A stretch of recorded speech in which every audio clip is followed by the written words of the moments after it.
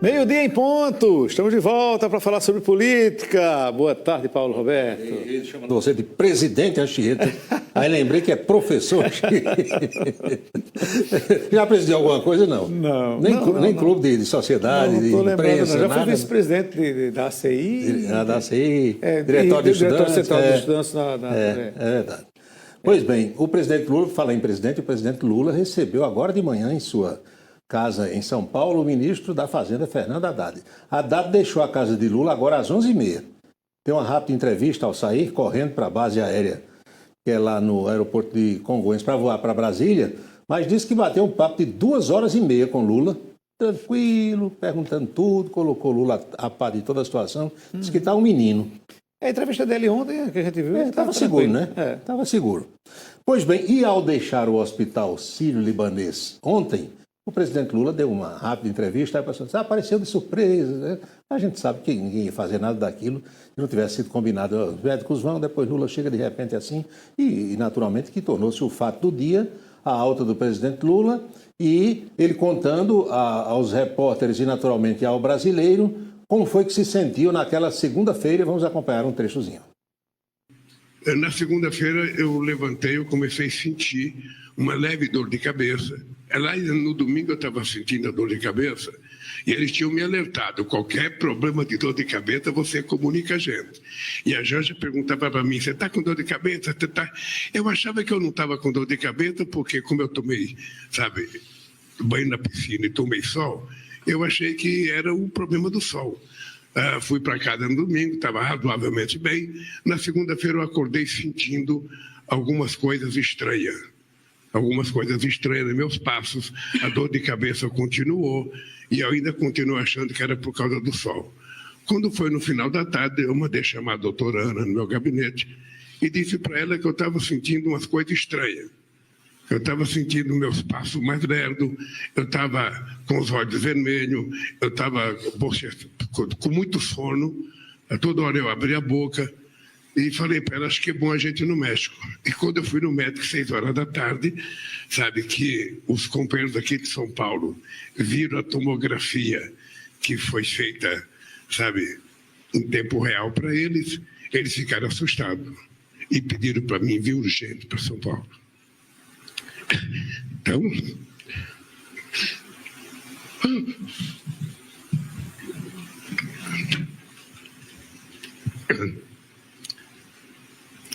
como eu achava que eu estava curado. Nessa hora aí Lula se emocionou, né? Porque não é fácil não, com a idade que ele tem, com esse problema. E os médicos disseram, correu o risco sim de morrer. Diz que se não tivesse sido levado às pressas para São Paulo e feita a cirurgia na madrugada, poderia ter partido dessa para outra. E Lula disse, companheiro, eu não quero morrer agora. Ele disse, eu quero me vestir de Papai Noel. E ele participa, o presidente participa todo final de ano de um Natal dos catadores de reciclagem lá de São Paulo. Ele disse que quer fazer isso ainda esse ano. Vamos ver se vai dar, né? Ou não. E, finalmente, ao saber que Lula não vai despachar nos próximos dias, o Palácio do Planalto resolveu divulgar a agenda do vice-presidente Geraldo Alckmin, que a gente expõe agora para você. Nesse instante, o homem da Associação Brasileira do Agronegócio, Luiz Carlos Correia, está conversando com o vice-presidente da República.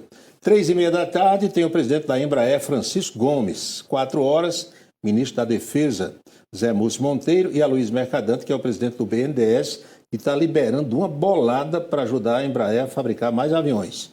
E às 18h, aí o presidente embarca de São Paulo para Brasília. Essa agenda toda é em São Paulo no dia de hoje. Ou seja, o presidente da República e o vice estão na capital. Foi preso nesse fim de semana. Foi preso ontem, domingo, sabia não? Teve a prisão do general Braga Neto no sábado e teve a prisão de um ex-governador do estado do Tocantins, Mauro Carlesse.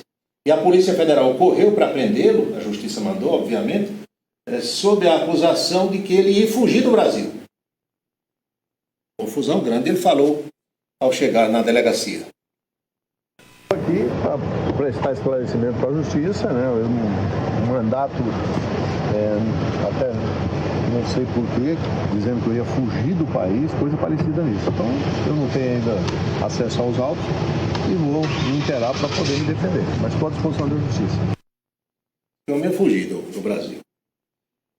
Mauro Carles era governador do Tocantins, foi afastado por 6 meses, um monte de denúncias, e depois, nesse afastamento, ele renunciou. Lembra? Renunciou, e aí o Estado hoje está sendo governado por outra pessoa. Os rolos da política, com justiça, com propina, essas confusões todas que a gente tem acompanhado. Por aqui, a Justiça Eleitoral confirmou para amanhã, terça-feira, dia 17, a diplomação dos eleitos aqui em Campina Grande. Prefeito, vice-prefeito, vereadores e os suplentes desses vereadores. Isso também é destaque na nossa coluna de hoje. Aqui está. Sessão solene dos candidatos eleitos será amanhã, terça-feira, dia 17, no auditório do Garden Hotel, a partir das 5 horas da tarde. Presidirá a cerimônia o juiz Cláudio Pinto Lopes, da 16ª Zona Eleitoral. Deve ser bastante concorrido, é sempre um momento de muito... Um momento bonito e um momento emocionante, né? Principalmente para quem se elege a primeira vez. Porque tem gente que já recebeu tanto diploma que já está acostumado, não é mais nem tão emocionante assim. E sexta-feira, conforme nós divulgamos, o governador João Azevedo esteve em Pocinhos, inaugurando lá o hospital, depois veio cumprir uma agenda em Campina Grande. Ao chegar na Rainha da Borborema, uma vez que ele foi primeiro para Pocinhos, deu entrevista aos companheiros de imprensa, falando sobre o que veio fazer dessa vez na Rainha da Borborema. Chegamos aqui no Hospital de Clínicas fazer essa entrega dessa UTI com 10 leitos, investimentos aí acima de R$850 mil, para mais uma vez daquilo que é o nosso objetivo, prestar um serviço de saúde cada vez mais qualificado. Então, é uma alegria. Vou já visitar aí e rapidamente vamos sair daqui, vamos passar também ali no novo prédio do CDMEX, vamos também visitar o grande galpão em que nós fizemos um contrato com a empresa de Correios e Telégrafos, que a partir de agora passa a fazer a distribuição dos medicamentos nos hospitais. Isso agilizará demais o processo. Nós vamos centralizar compras e a distribuição será feita pelos Correios para toda a rede estadual. É um avanço significativo na saúde pública da Paraíba, que já avançou muito nesses últimos anos. Se você de casa percebeu alguma falha na minha fala, foi porque deu um probleminha aqui no nosso microfone. Isso acontece com as melhores famílias de Roma. Ao vivo, né? Porque quando a gente está ao vivo é assim mesmo. É assim, acontece. De repente a pilha. Foi assim gravado, não tem problema não. Chegava lá, cortava. Gravava de novo.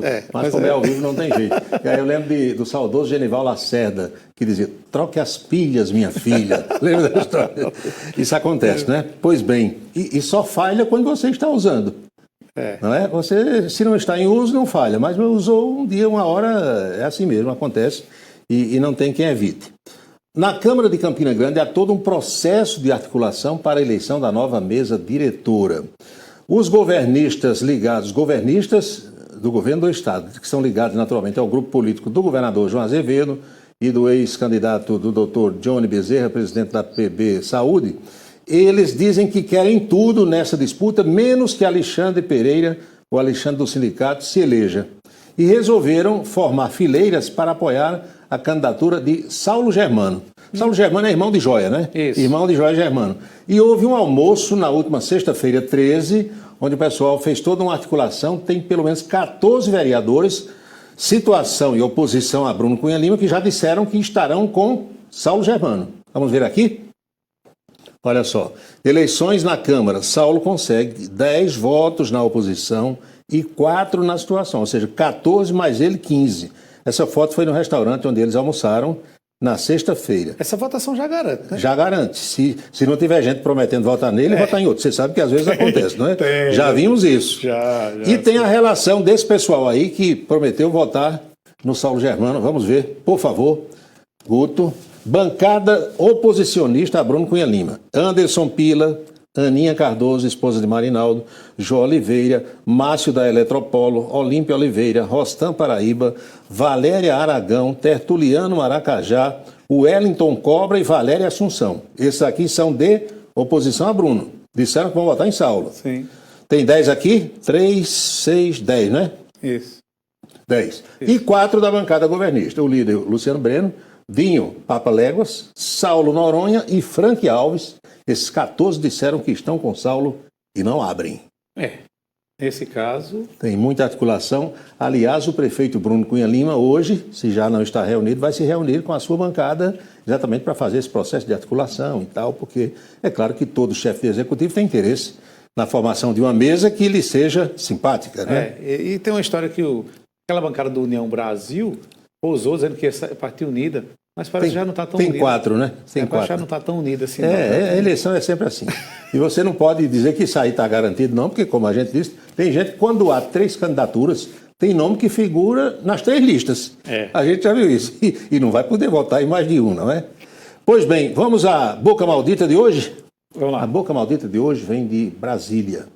A deputada Bia Kicis, que é do Partido Liberal do Distrito Federal, comentou numa roda de bate-papo com jornalistas sobre o que todos os juristas, 9 entre 10 juristas, consideram violação das leis brasileiras nos dias atuais. Boca maldita brasiliense, é claro que de Brasília daqui a pouco tem Napoleão de Castro hoje. Sim. Napoleão está acompanhando essa história da votação, da regulamentação da reforma tributária, da votação do pacote de cortes do governo e principalmente a votação também, meus amigos e minhas amigas, do orçamento, que ainda não foi votado. Mas a gente vai à boca maldita, deputada Bia Kicis, violação das leis no Brasil. Não há a menor dúvida que tudo que eles querem é prender Bolsonaro. Então, eles estão passando por cima de tudo que existe ainda de regra de direito, de ordenamento jurídico no Brasil. Eu não tenho como me afastar dessa análise. Eu sou uma pessoa das leis. Eu fui procuradora há 24 anos. Eu sou advogada desde 1984. Tudo que eu conheço de lei já foi jogado fora, foi jogado no lixo. E vamos lembrar que essas pessoas que estão comentando essas violações bárbaras são as mesmas que anularam uma condenação em 3 instâncias, com confissão, com prova de crime, com delação, com pessoas que devolveram dinheiros, bilhões, por filigranas jurídicas.